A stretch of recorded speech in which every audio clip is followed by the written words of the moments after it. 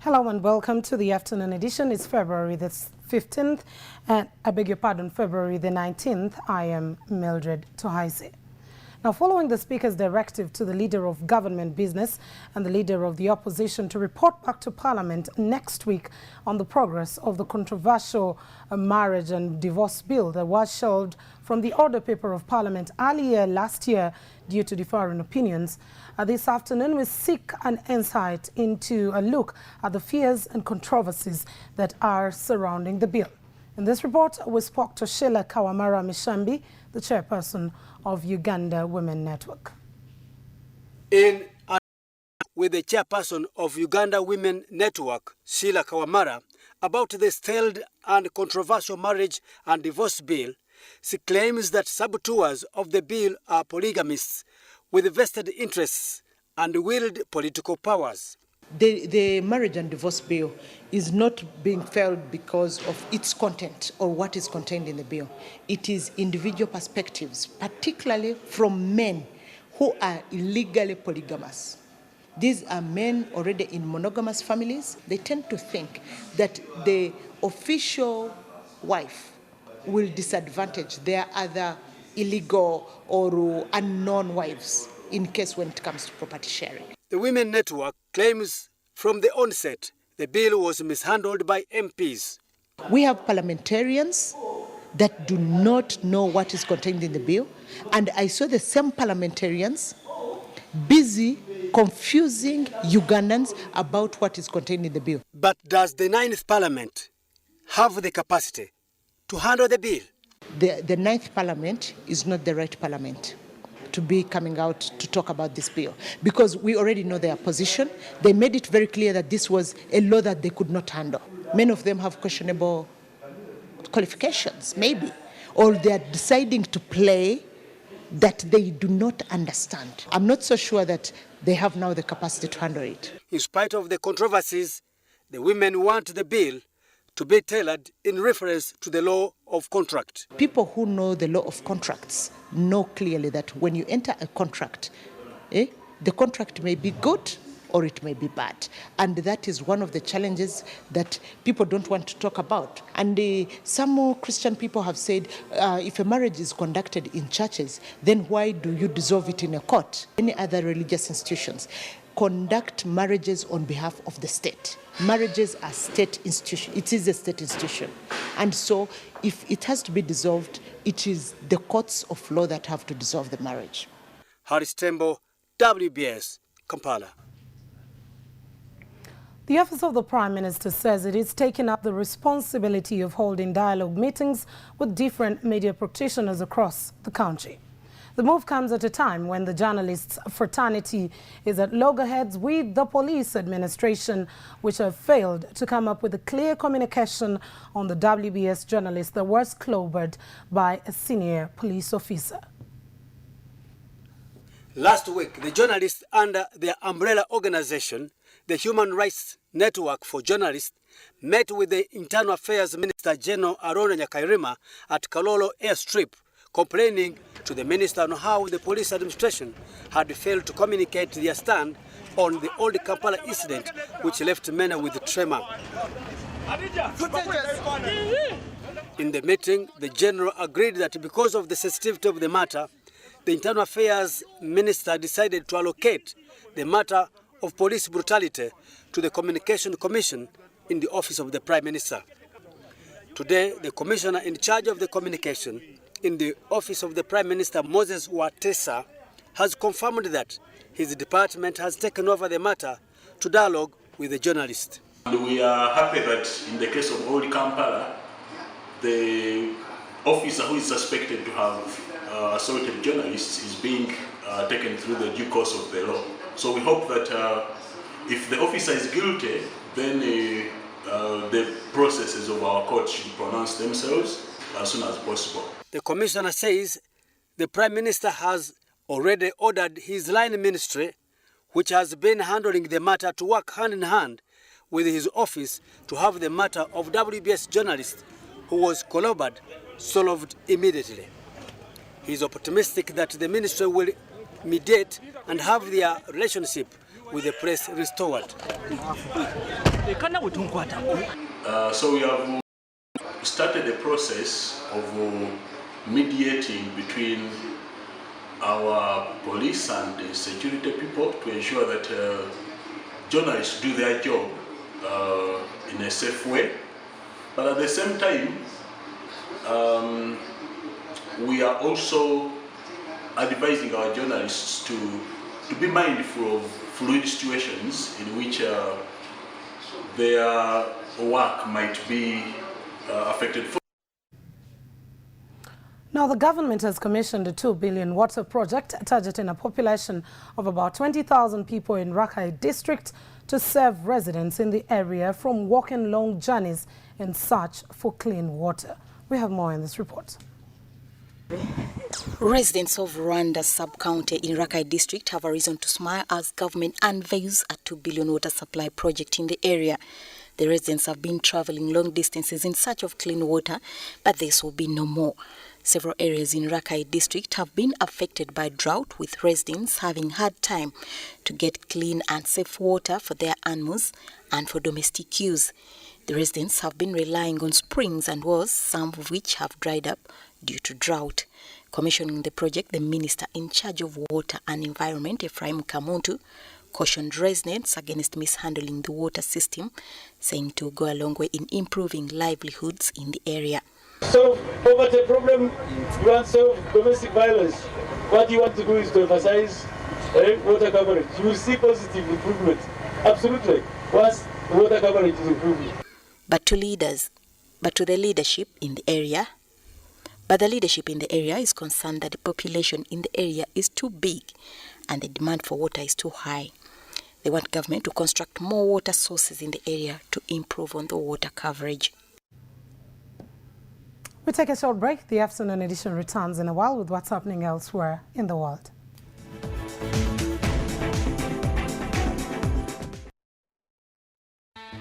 This is Dodge. This is not Dodge. This is Dodge. Really? It isn't. Dodge.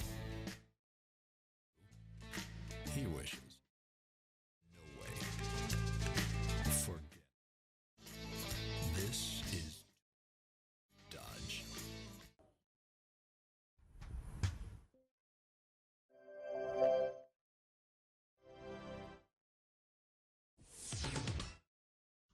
On WBS TV. They have written and talked about us. Do you know us? I want to just hear it from us. Do you know how tall I am?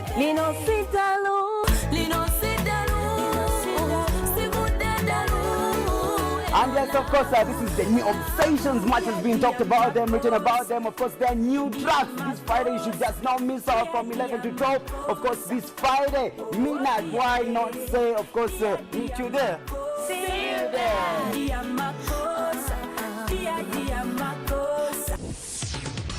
This week on WBS TV.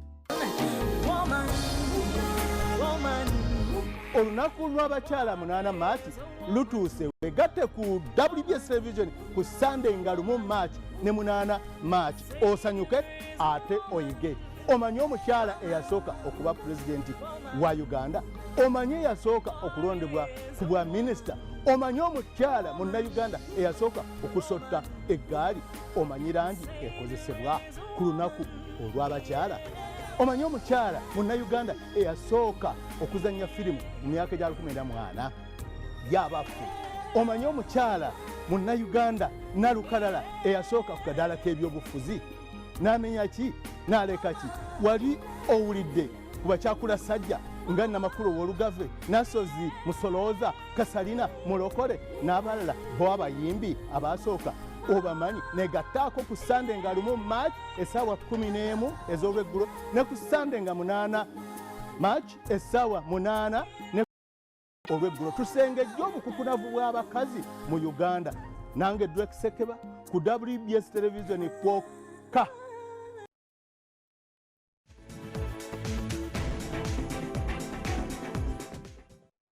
Welcome back, and it's still the afternoon edition. On the international scene, Ukrainian troops have pulled out of the key eastern transport hub of Debaltseve after it was stormed by pro-Russian rebels who now control the town. Ukrainian troops began to withdraw from the town early on Wednesday, and in a day of fighting for control over the strategic railway town, which has been surrounded by the rebel fighters for weeks now. We have more in this report. They are beaten and in retreat. Ukrainian soldiers finally gave up the defense of their positions in Debaltseve on Wednesday, pushed out by a relentless bombardment from separatist artillery and a ground assault by separatist fighters. And all this happened 4 days after a ceasefire supposedly began. The Ukrainian wounded were taken to Artemivsk and spoke of running a gauntlet of fire. There are no words to describe it. Along the entire way, we were blanketed with shots. They fired at us with machine guns and grenade launchers. They used everything. We left Debaltseve around 5 a.m. and until this morning we were constantly under targeted fire. The bombardment which broke Ukrainian resistance was carried out by separatist units like this one, southwest of Debaltseve. We found the fighters here confident and bullish. There was no shortage of tanks and armor. Many of the fighters believe the Ukrainians should now be forced to withdraw from the whole Donetsk region. In my opinion, our first task is to push the enemy back to the borders of the Donetsk and Luhansk regions as they are drawn on the map. After that, we will see. And there was a thinly veiled threat aimed at any Ukrainian stragglers. In the near future, I think what happened in Ilovaisk will happen here. I can't imagine what will happen after that. Time will tell. The separatists are adamant that Debaltseve was encircled well before the Minsk ceasefire was agreed and therefore was part of separatist territory. But Ukraine insists the Russian-backed forces have cynically flouted the terms of the peace agreement. But with Debaltseve lost to the Ukrainians, the fate of one of the last main disputed towns has now been settled. And that gives some small hope that the two sides can now begin to disengage across the whole length of the front line. Still elsewhere in the world, tens of thousands of people have marched in the Argentinian capital demanding answers in the mysterious death of prosecutor Alberto Nisman, who was ready to accuse the country's president of a massive cover-up. Protesters waved Argentine flags on Wednesday and carried white signs with black letters that read "Justice and Truth." We have details in this report. Not even relentless rain kept tens of thousands of Argentines from marking 1 month since the suspicious death of prosecutor Alberto Nisman. Many of his colleagues, fellow prosecutors, led the march, angry that the government had refused to honor Nisman. This sign says, God may forgive them, but not the nation. En Argentina, sepamos la verdad de las cosas. For once, Argentina wants to know the truth. There is too much political interference in the justice system. And on the other hand, it is very suspicious that a prosecutor who precisely was investigating the president ends up dead and no one knows what happened. President Cristina Kirchner has ridiculed suggestions that she may have played a part in the prosecutor's untimely death. Still, while organizers insist this march wasn't political, the presence of every major opposition leader and presidential hopeful indicated the contrary. Elections are just 8 months away, and while Nisman's death may not be clarified by then, if ever, the prosecutor has become the symbol and a martyr for the ruling party's opponents.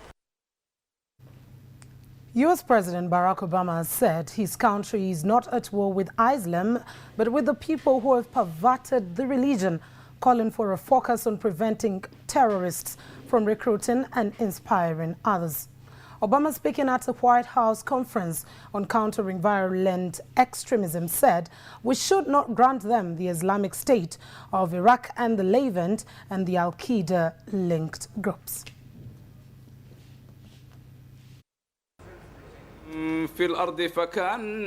This summit was supposed to happen last year, postponed without explanation. But the Obama administration says the attacks in Canada, Australia, Paris, and Copenhagen gave the issue new urgency. As U.S. President Barack Obama took the stage, he went to great lengths to ensure the Muslim leaders in the room that his fight was not with their religion. We are not at war with Islam. We are at war with people who have perverted Islam.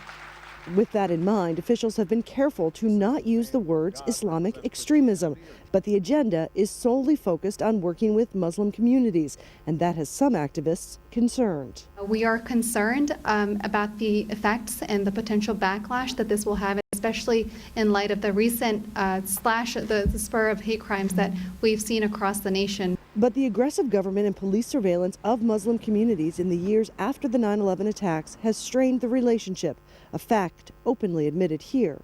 We reinforce the false narrative that America's at war with Islam when we appear to violate our own requirements of the Constitution regarding surveillance.